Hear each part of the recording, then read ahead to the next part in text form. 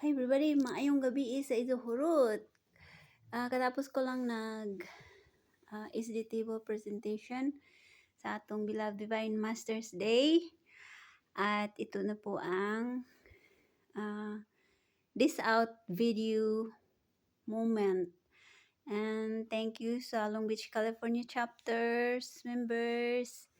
And thank you sa mga listeners and followers sa akong mga table presentation. I really appreciate po sa inyong lahat.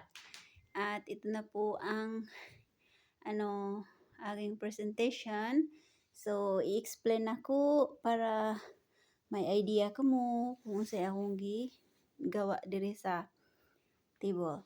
So, gikarga lang nako lahat ang dessert at saka yung ulam and then the rest sa mga pagkain.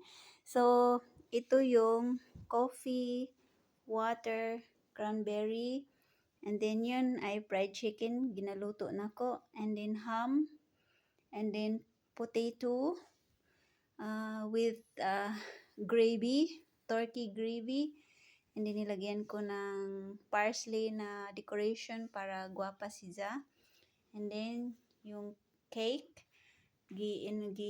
karga ko ng lahat, pati ang prutas, and then gikarga ko na sa ilahang lamisa, sa ilahang mga plato, para isaratanan kay nag-concert manggod ko pati akong bana.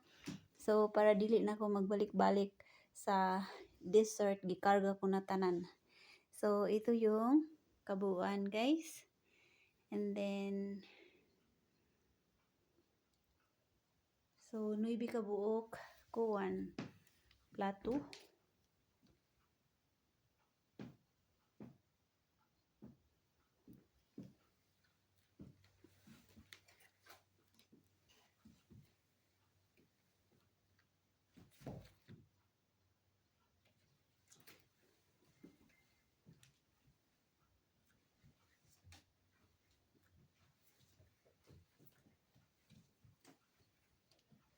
Itong Divine Master.